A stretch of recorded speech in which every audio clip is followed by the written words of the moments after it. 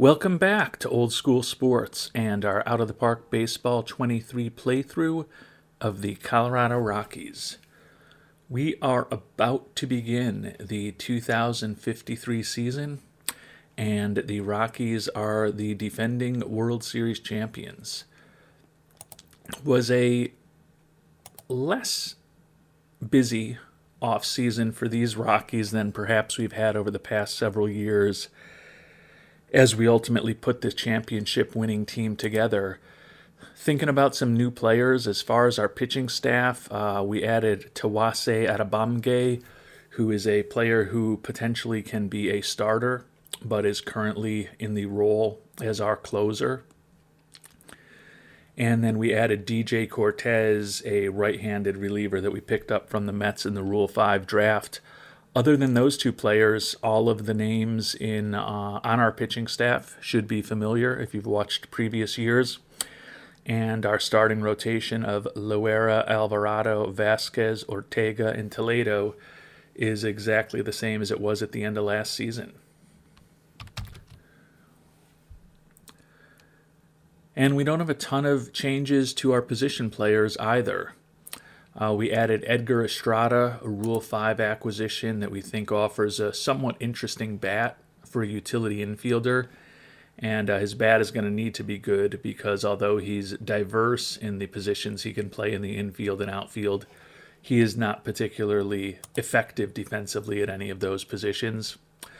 We also brought up Angel Gamez, who is a minor leaguer that we signed about a year and a half ago, almost a year and a half ago at this point. I think that he offers a pretty nice bat for us as a fourth or fifth outfielder. And most importantly, our big move of the offseason was bringing in a two-time American League MVP Eddie Farley to a pretty pricey contract, 5 years, actually it was 6 years, with a team option for the final season.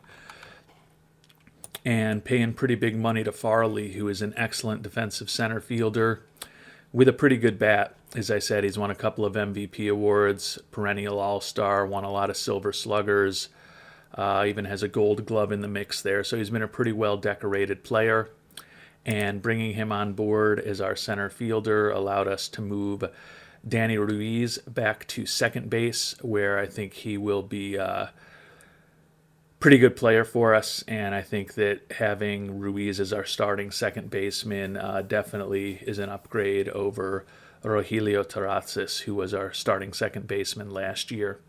And if you look closely, you'll see that Terrazas is going to be our shortstop against left-handed pitchers to give the defensively proficient but increasingly injury-prone Jordan Casares some time off and some rest as our starting shortstop.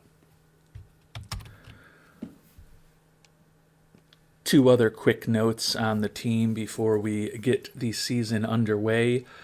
Chase Crawford, who's been a starter for us at times, a closer for us at times, tore his labrum and is out for another 3 months or so. So we put him on the 60-day IL at the beginning of spring training. And he will be out for a while, but hopefully we'll be back around the middle of the season to bolster our pitching staff somewhat. And the last thing to mention is a player we picked up with a contract with Major League options, Hector Rivera. And there's been some questions and commentary on this since our last episode. I think I know the answer to one of the questions, but I am not 100% sure, so we will figure that out over the next month or so. But the question was, do you get a email or a heads up when you sign a player like this and they get to the 30th day of the regular season and they can opt out? And I'm not 100% sure, but I don't think that I will get an email on day 30 of the regular season letting me know that. And I would like to keep Rivera as a player in our system. So I am likely to, when we get about 30 days into the season, potentially move on from Manlio Milhinhos, possibly Angel Gamez, either of the backup infielders, or even potentially Edgar Estrada, the Rule 5 player that we picked up from the Mets. Definitely want to ensure that we maintain the rights to Hector Rivera. Now, there's no guarantee that he will opt out after 30 days, but it's certainly possible. Our point in keeping him down is simply we want to get him as much playing time as possible over the next 30 days. And with the fact that his bat is by no means completely developed, he would not be a regular player for a team that's trying to win another championship. So hopefully we give him 30 days of pretty regular action down in AAA, although it'll be a little less than that once the AAA season gets started. And then see what he looks like. And if he's a total disaster, maybe we're okay keeping him down. If he's raking, we'll probably bring him up to avoid any risk of losing him. We are going to owe him $3.5 million if we bring him up. But fortunately, at this point, we got a nice bump from ownership in our budget a couple of months ago, and we didn't really spend too much of it. So we've still got a lot of money to add salary to this team and potentially bring on some contracts as we try to go back to back with these Rockies. And when we look at the preseason predictions for these Rockies, you can see we're projected to go 103-59, at least in the simulation the game just played, which would easily be the best record in baseball by 9 games over the Miami Marlins.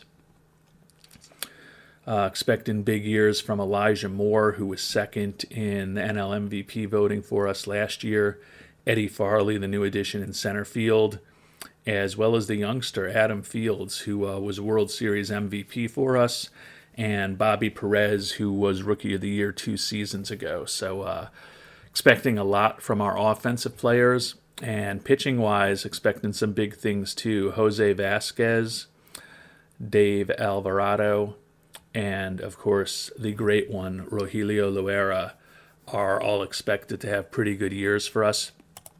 Looking at Loera, the soon-to-be 41-year-old definitely has regressed in terms of his stuff. We now have a very high accuracy from our scout. The OSA thinks he's a little better than our scout does, but this is a player who had off-the-chart stuff even last season, so age is clearly catching up with him. All he did for us last year was win the 11th Cy Young Award of his career, first with us since it was his first season with us, and his second World Series championship. Can see he led the league in a multitude of pitching categories. The fortunate thing is when we signed him to the 3-year deal, we did put in a team option for that final season based on the pitching profile he has right now. I think it's pretty unlikely that we would pick up that team option for $36 million next year. Obviously have about 6 months of game time, actually closer to 7 months before we'll need to make a call on that after the postseason. But certainly would like to still get a good year out of Mr. Loera, given the amount of money that we're paying him, as well as the fact that he is only 10 wins away from 300 for his spectacular career, where he's closing in on 6,300 career strikeouts. And opening day was relatively insane. We ran up the score on the Dodgers 23-3, scored 3 touchdowns, and we went for a couple of 2-pointers, and we converted both of them. Monster innings, 5 runs in the 4th, 7 runs in the 5th, 8 runs in the 7th. A lot of crooked numbers up there for the Rockies as we get our defense off to a really nice start. Home runs from Bobby Perez, Danny Ruiz, and Elijah Moore in the game. And Loera, with his first win of the season, gave up 3 runs, but none of them were earned. So stands at 291 career wins right now, 1 game into the season. But Jordan Casares is also banged up. We mentioned that he's our starting shortstop, but he's fragile physically and starting to break down a bit. Love his defense, but we're going to have to be cautious with him. Unfortunately, he's going to be banged up for the next week, so That's going to mean a lot of extra playing time at short for Mr. Taratzis. And the new season's off to a bit of a choppy start for our Rockies. We did end up putting Casares on the IL. You can see he should be healthy a day or two before he's eligible to come off of the IL, but didn't want to push things with him. So we brought up the utility infielder Dave Baena from AAA, who is a minor league free agent we signed a couple years ago. But now our starting third baseman, Alex Ortega, just broke his hand, so he's going to be out for 3 months. Was off to a nice start for us, hitting .375 with a couple of homers and 5 ribbies in his first 5 games. Unfortunately, his season, like his hand, has now been fractured. So hopefully we'll have him back towards maybe the end of July, early August. But certainly we'll be seeing him about the same time that we see Chase Crawford at this point. And now we'll have Casares back hopefully in 3 days, so that will help. But definitely a little weak on the infield front and even losing a bit defensively with both Casares and Ortega now being on the IL. And the injuries continue to add up. We did get shortstop Jordan Casares back a couple of days ago, which was great. But now our closer, Tawase Adebamge, out for a week with an oblique strain. You can see it has not been a great start for him. He's 1-0, but has a 49.50 ERA in 2 innings of work with 10 hits allowed and 4 walks allowed. Obviously, very early going on the season, but certainly not the type of numbers that you would like to see from a highly paid closer.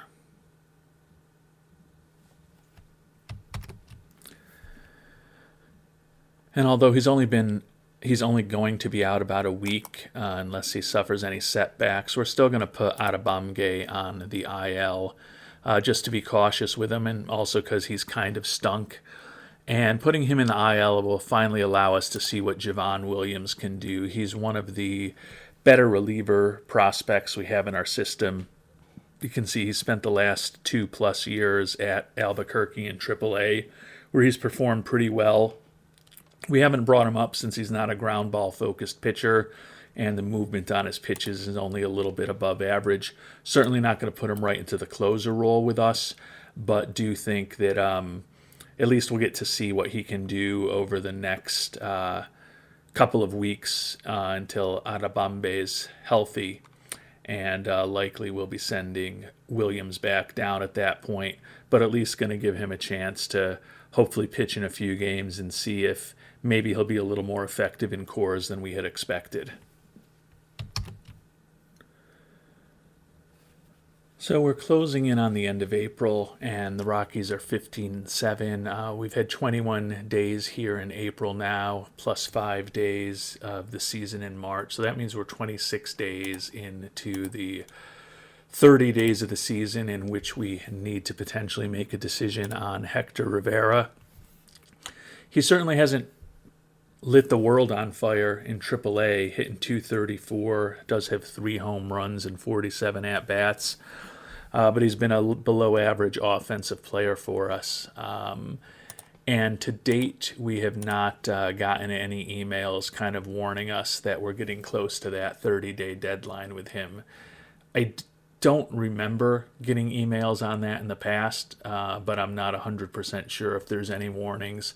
So we're just going to sim day by day over the next couple of days and see if anything pops up before we are potentially going to make a decision on him. Although right now my inclination is he's only hitting .234 in AAA. Hopefully he's smart enough to realize he needs a little bit more seasoning, and he'll just stay down there with us for the course of the season rather than potentially opting out. But I could be talking my book as far as that's concerned, and we'll find out shortly.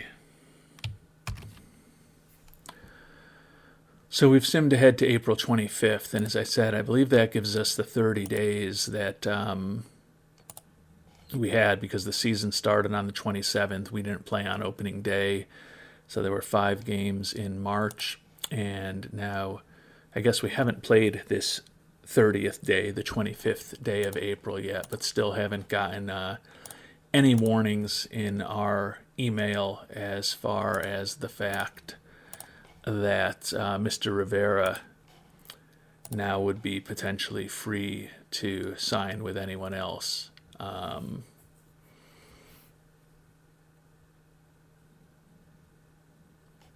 We also have on a similar contract down in AA, Kai Wee, who's performing even worse with a 171 batting average in AA. So if he wants to opt out, he can do that. I don't think that us putting Mr. Rivera onto the 40-man roster will serve as a promotion.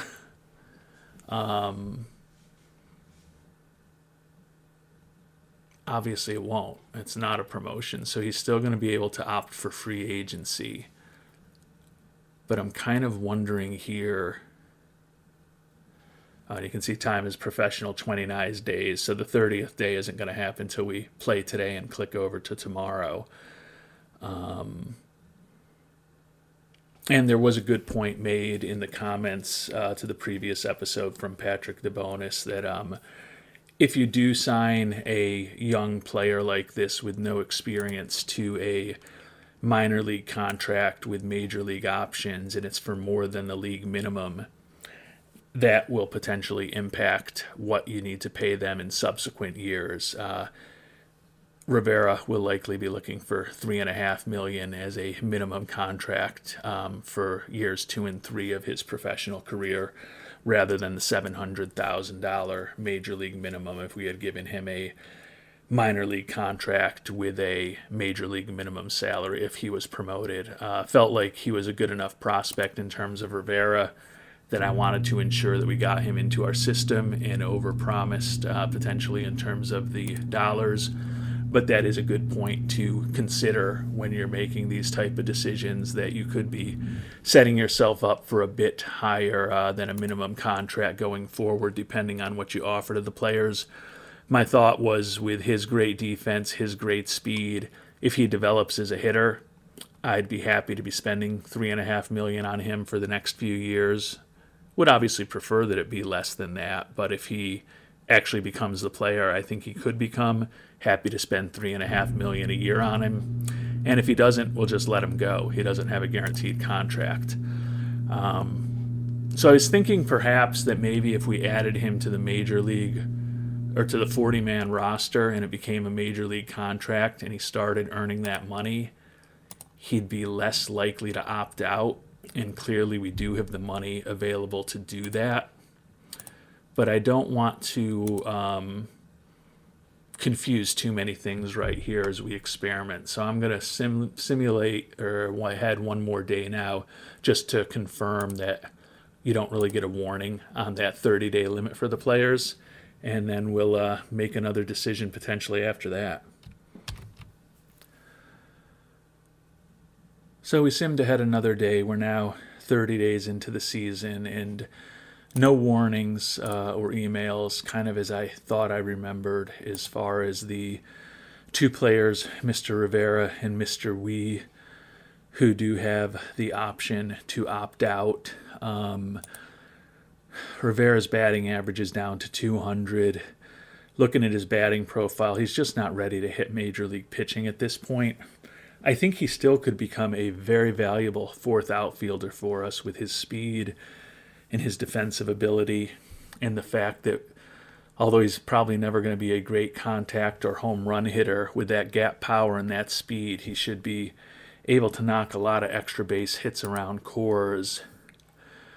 Given that we have so much money available this year, I'm going to add him to the 40-man roster. I don't know whether that will have any impact at all on whether or not he wants to stick around with us. You can see it shows that he's still got the contract with major league options, so he can still opt out. But the fact that he's making $3.5 million now, I would think would be something that would be attractive to him. Although I guess he's not. Doesn't look like he's showing up yet on our salary page. And as we just saw, it doesn't look like he's showing up in terms of a reduction in our money for free agents yet. Maybe I need to sim ahead one more day to see that hit. And okay, the money still looks the same, which I guess surprises me a little bit.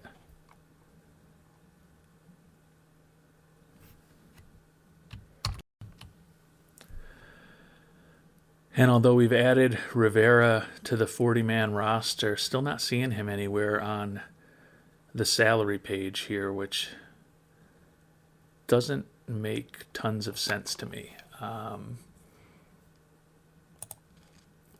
So we'll see whether he opts out or whether anyone takes him away from us. But you can see we do have him on the 40-man roster at this point.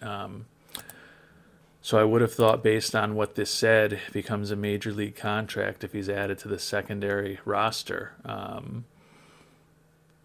But I'm not seeing him listed in our players on the salary page, and I'm also not seeing any impact on the finances from adding him to the 40-man roster, which I thought would have kind of guaranteed that $3.5 million contract. So if anyone can explain to me exactly what's going on here and what I'm missing, would love to hear it in the comments down below.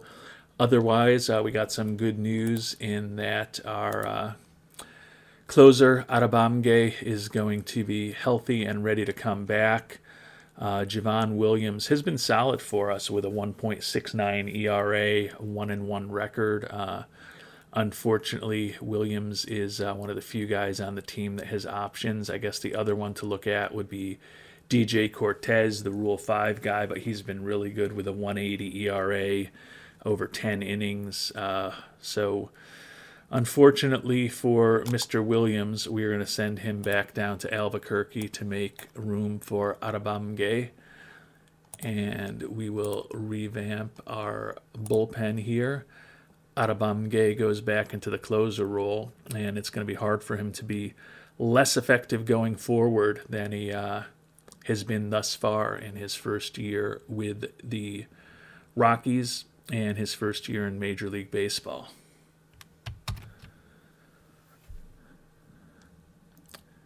But my quite erratic decision-making may be tested once again, because now our center fielder, Eddie Farley, out with biceps tendonitis for 3 weeks, hitting just .245 for us, but he historically has not been a real high batting average hitter the last few years.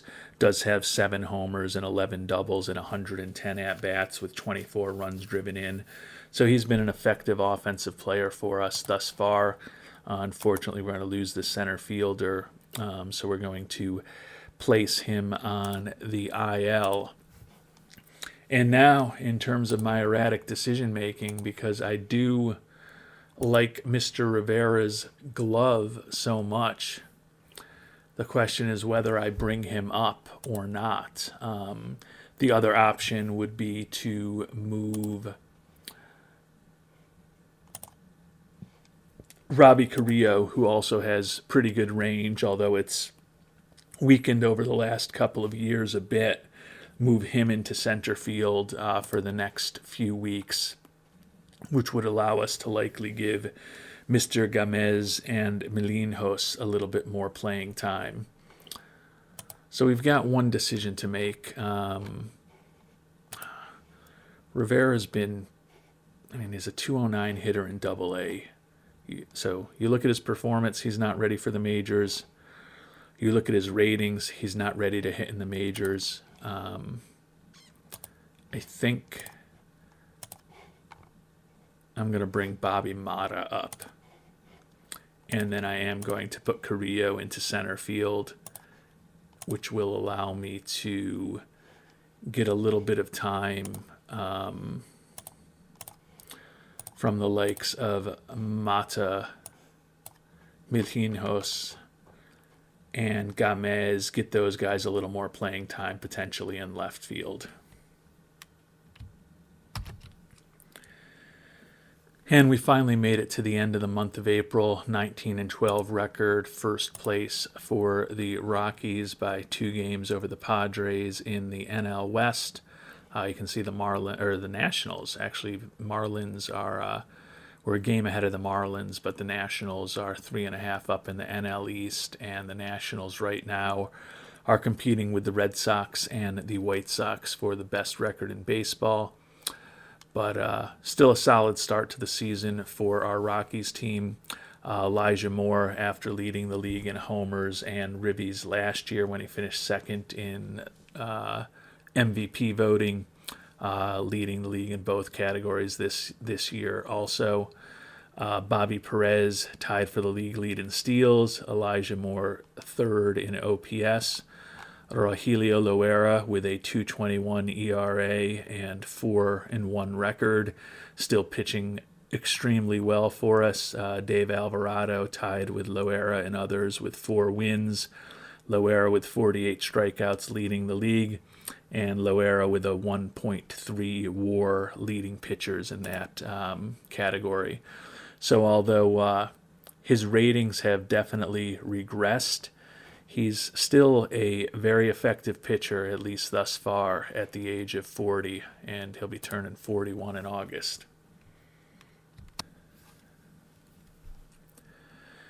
And Hector Rivera has started to hit a little bit down in AAA. He's got the batting average up to 261. Still only 4 home runs and 111 at-bats. I'm going to try something else here that I'm not sure of the answer to. We know that he can opt for free agency if not promoted before day 30 of the regular season. But what I'm unsure of is if we put him on the major league roster for the next week or so till Farley is back from his injury and then send him down again, will this little circle disappear, or will he, because he was on the major league roster, or will he still have the option to opt out? I think he'll still have the option to opt out, but Manlio Milinhos is a player who does have minor league options, who's only hitting 250 and 16 at-bats, just doesn't play that much. We decided to give the playing time in left field to Mata and Gamez, who are both hitting much better. Well, much better in the case of Gamez, a little better in the case of Mata than Milinhos. But we're going to move Milinhos back down to AAA, and we are going to promote Hector Rivera now to the major leagues. And that did take away that option for him to opt out. Now, it also means that we have used up the money now that we had thought we had, because his $3.5 million contract is now a prorated major league contract, quarter of the way through the season. But my question is, if I send him back down in a week when Mr. Farley is ready to come off of the IL, will that little circle telling me he has the option to opt out reappear? Or is he now, do we now have his rights for the course of this season without him being able to opt out anymore? I tend to think we're going to have his rights going forward, but I'm not 100% sure. So we'll find out in a week or so when Mr. Farley is ready to come off of the IL. And although Rivera's bat really isn't ready for the major leagues, and as I mentioned, Gamez has been doing a pretty good job playing left field for us, hitting 317 and 63 at-bats with 15 starts now since he's been platooning out there on the favorable part of the platoon with Bobby Mata. We're still going to take Gamez out of the lineup to ensure that we get some playing time for Rivera. We'll put Carrillo back into left and Rivera in center for the better defense. At least get a look at Mr. Rivera, get him some more consistent playing time this week before potentially we send him back down to the minors. And we may get a longer look at young Mr. Rivera than I had intended because Eddie Farley's recovery is unclear, and his return date, which we thought was about a week away, is now uncertain. So we'll see what Rivera can do for us over the coming, hopefully it's only a matter of weeks, but maybe it'll be months. And as we get close to the end of May here, I got some really good news, and some potentially really bad news. Really good news is that we're 39-17, playing some incredible baseball. And the Rockies are now up 11 games in the NL West and have the best record in baseball now by 3.5 games over the Nationals. So it's been a pretty good month of May thus far for the Rockies. The other good piece of news is that Mr. Farley is ready to come off of the IL, so that's positive. The bad news is that Rogelio Loera is injured and a diagnosis is pending. 6-1 record with a 2.65 ERA this year, so he's been really good for us. But as a closing in on 41-year-old, generally not going to be as dynamic as you were in your younger years. So a little worried that maybe we're going to be dealing with a significant injury here with Loera. You can see his ratings still look the same. His velocity is definitely down. He's only throwing in the high 80s, maybe touches 90 once in a while at this point. And it's been a pretty dramatic fall from him in terms of his ratings. You can see less than a year ago in June of 2052, still thought he had 80 stuff, and it's down to 60 today. Thought he had 55 control. It's down to 50 today, and he was still throwing in the low to mid 90s, and now he's in the high 80s at this point. So age catches up with all of us, even Mr. Loera. So we were going to find out exactly what we're dealing with him in terms of the injury shortly. In the meantime, we are going to send Rivera down. He's been pretty productive at the major league level, hitting 286 for us. Exactly what we expected in terms of the extra base hits with 4 doubles, 3 triples, and 3 home runs in 56 at-bats. So he's making the most of that gap power and that speed in cores. Really just going to move him down here to see if that pesky little circle reappears or if we've got his rights at this point. And it doesn't look like he's got the option to opt out anymore. So that's positive. He's been productive for us, but clearly with Farley coming back, Farley is going to be our starting center fielder, and Rivera is certainly not going to supplant Bobby Perez in right field or Robbie Carrillo in left field, or Elijah Moore at first base, or Adam Fields as designated hitter. So to get regular playing time, he needs to go back down to AAA. But the good news is at this point, does not appear that he's got the option to opt out anymore. So that is good. So Rivera is our property for this year. Calling him our property may be a little offensive. Apologies if I triggered anybody saying that. That was not what I intended. We have the rights to Mr. Rivera for the next season. Would be a much more appropriate way for me to describe the situation. And you can now see what I had also talked about earlier and what I mentioned that Patrick had mentioned in the comments to the previous episode, that because we guaranteed him $3.5 million this year, even though these upcoming seasons are his second and third seasons as a major leaguer, where theoretically he could be getting paid the major league minimum like other people at that point in their career. Since we brought him on with a higher contract, that's what's going to flow through to the second and third years, and then he would go through arbitration like anybody else. And I guess it could be worse for Rogelio Loera. Forearm inflammation, going to be out for 5 weeks. So obviously we will put him onto the injured list, but still 4 wins away from 300 unless he has another injury. Would think that he will reach that milestone with us this season.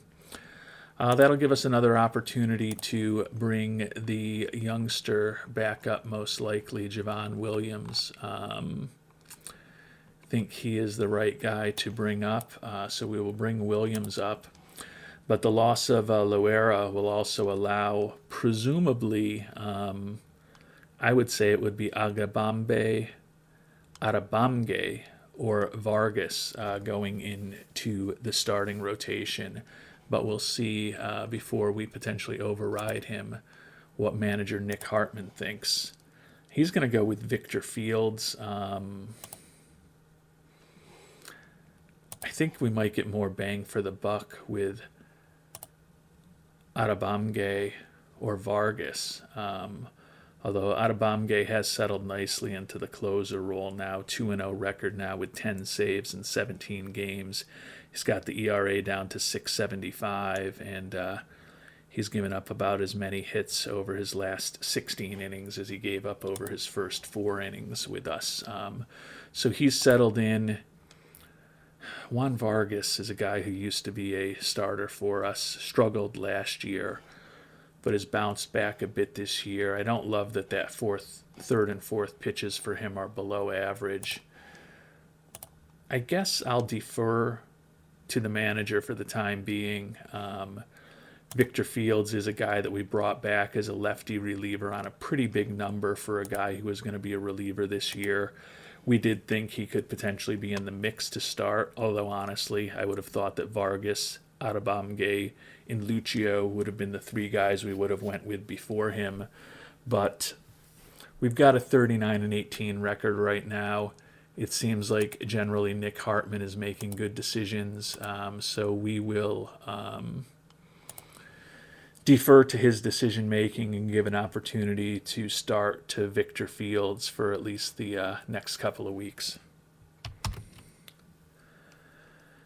And we've made it to June 1st. The Rockies' record is 40-20, so things are going swimmingly, up 9.5 on the Dodgers. Looks like we are up 3 games on the Nationals for the best record in the National League, as well as the best record in baseball. Taking a deeper look at the team statistics, 500 start in the 4 games we played in March. Then we were excellent in April, and then incredible in May with a 21-8 record. We're actually underperforming our Pythagorean record at this point. So the season, particularly with the fact that we've been banged up a bit, is going very well.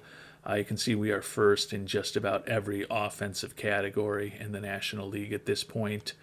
And runs allowed, we are third, which is absolutely insane for a team playing its games, half of its games in cores.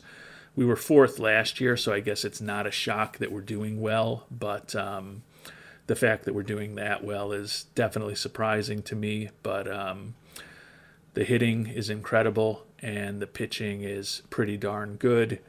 Home record 22-10, a little worse on the road at 18-10, but certainly 60 games into this 2053 season, and everything is coming up Millhouse for our Colorado Rockies thus far.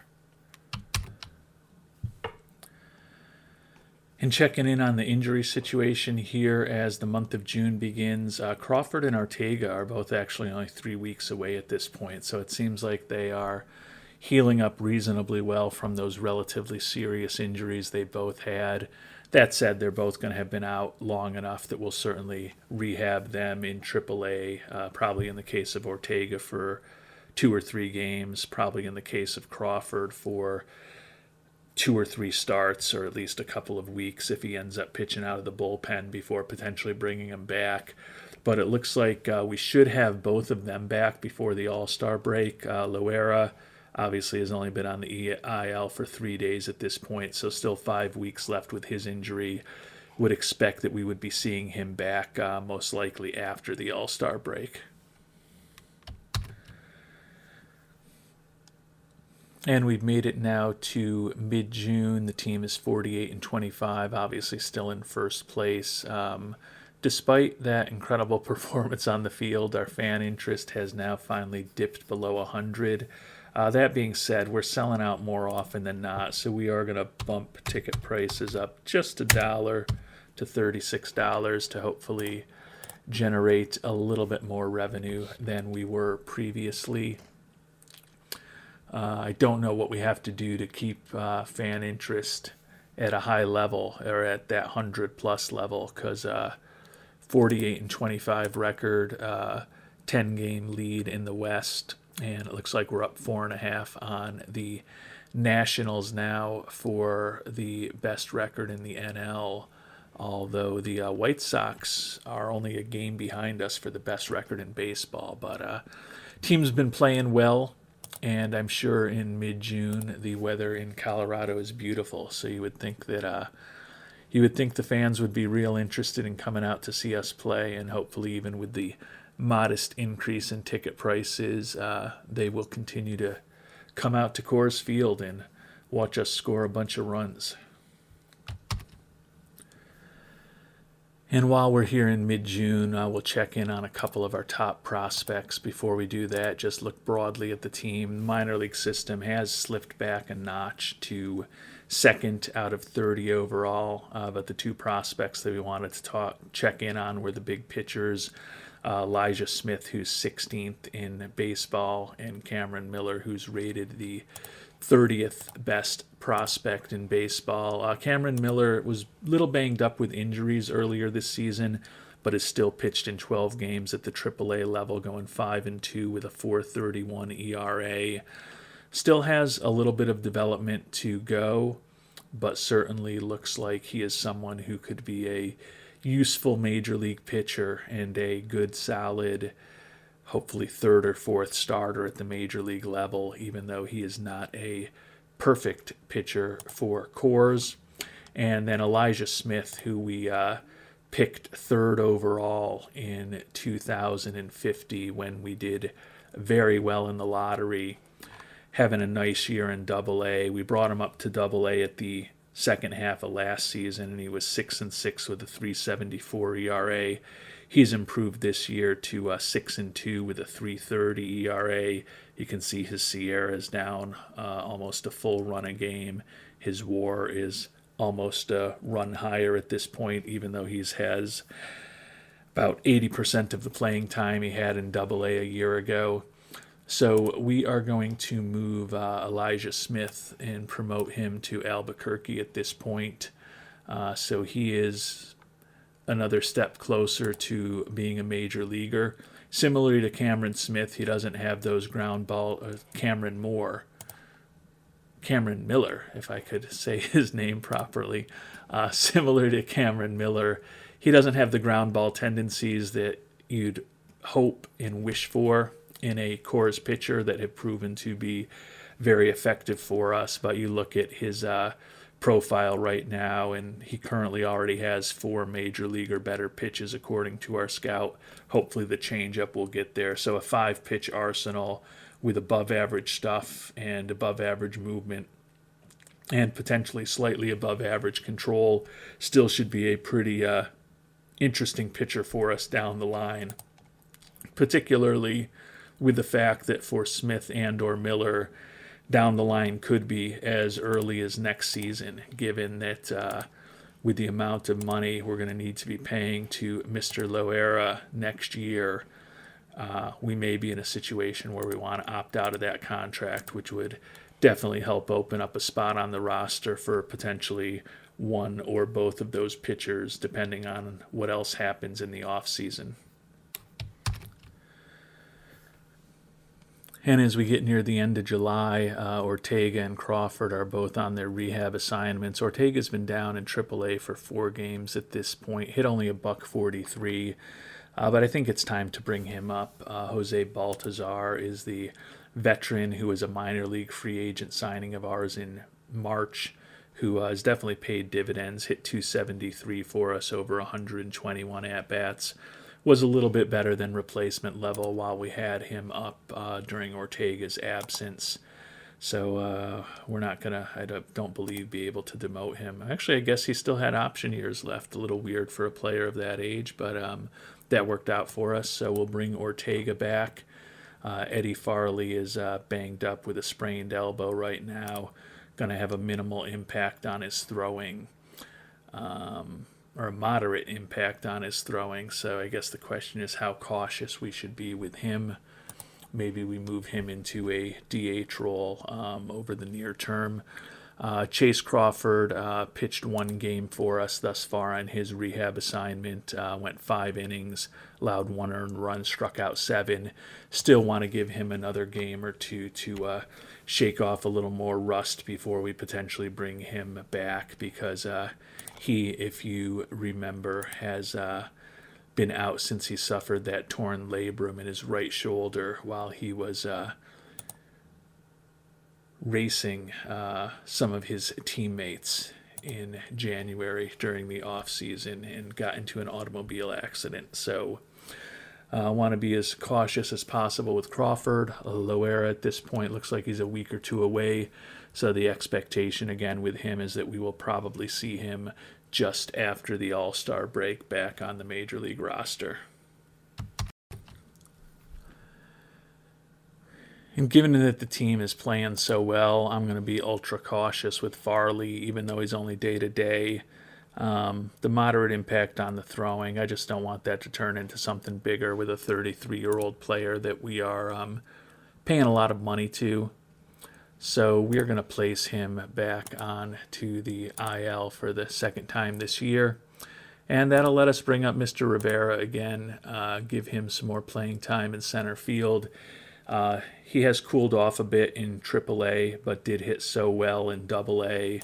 And I think that the skill set with the speed and the gap power does play well to Coors. He certainly has the type of glove that we would be looking for. So we are going to plug him right back in as our center fielder while we are without Mr. Farley. And we've gotten to our mid-season review of the goals with a 55-26 record, so on pace for a 110-win season. Not surprisingly, ownership very excited with how we've performed. Happy that we've improved our defensive efficiency. Not pleased with our payroll management. We kind of knew that was going to be happening. He did increase our budget this offseason, as we talked about at the beginning of this episode. But he did also give us a goal to, by next season, finish with a balance of $25 million. And right now we're predicted to lose about $50 million.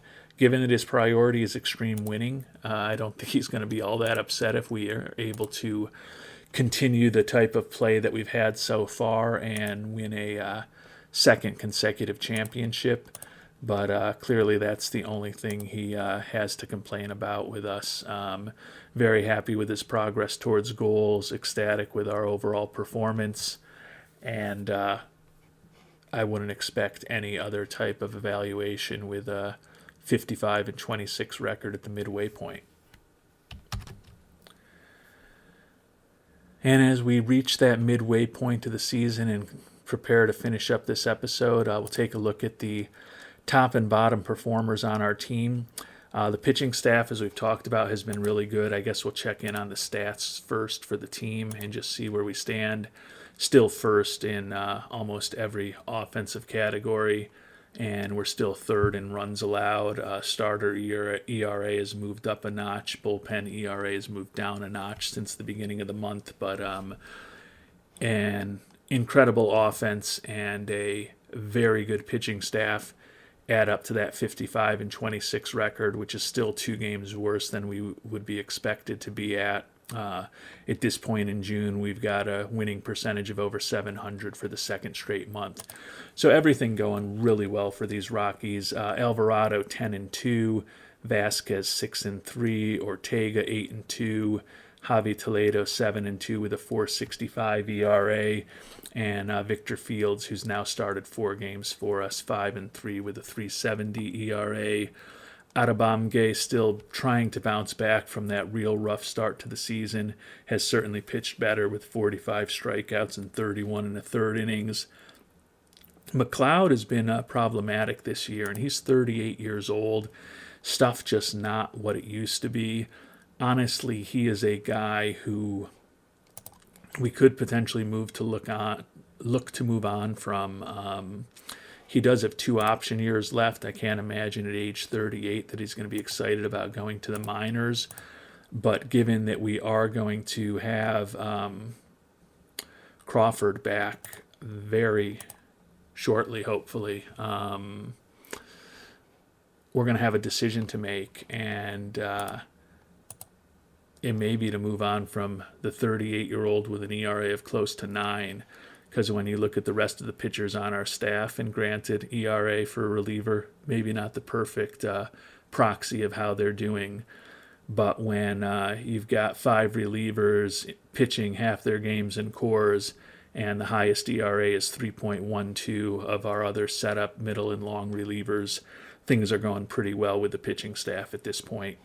And Javon Williams has a 1.17 ERA at the major league level this year. So it's going to be hard for us not to think about moving on from Darius McLeod, particularly given that, barring other injuries, we're going to have a need to make a spot for Crawford in the next few days, and then potentially a spot for Loera in maybe a couple of weeks if we give him a start or 2 down in AAA.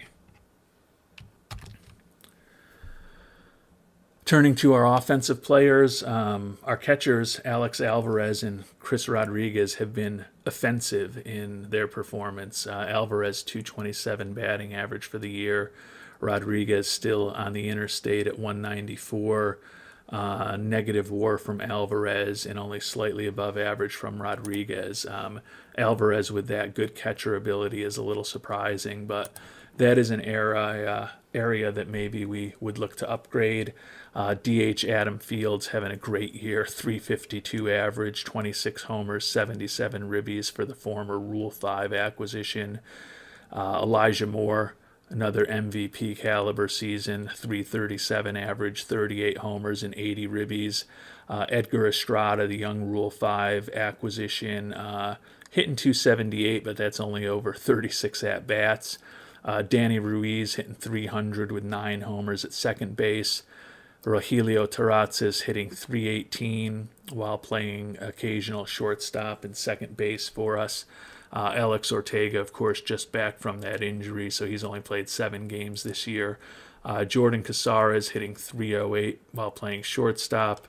Robbie Carrillo, a year after leading the National League in hitting, one of our lower batting averages among the regular players, hitting just 286, but 23 homers and 54 ribbies. Angel Gomez, 310 batting average and 129 at-bats.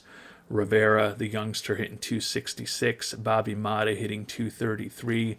And then Bobby Perez, I guess, would be one of the bigger disappointments. 249 average only, although he does still have 22 homers and 57 ribbies. So it's been a pretty productive year, obviously, for the Rockies at this point. Loera, who we talked about earlier, 6-1 with a 2.65 ERA, 4 wins away from number 300. And Eddie Farley, the new center fielder, kind of has produced as we would have expected when he's been in the lineup. 244 average and 15 homers in 197 at-bats, 121 OPS plus, 133 WRC plus, and a 2.1 WAR. The concern is just that he's only played 51 out of a potential 81 games at this point. But we are being very conservative with him, and we'll probably continue to be very conservative with everyone on this team as far as injuries as we head into the second half of the season, because we've got a 13 and a half game lead in the division at this point. Looks like we are up 7.5 games on the Nationals. Actually, the Nationals aren't the second best team anymore.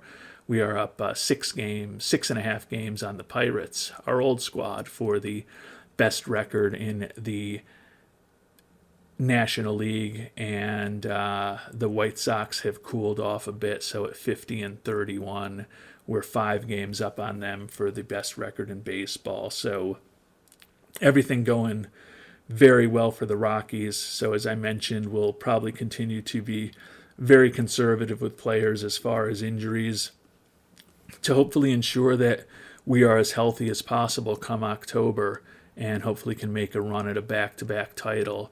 I mentioned the big year that Elijah Moore is having, leading the league in homers, second in ribbies. Adam Fields second in batting average, third in homers, and third in ribbies.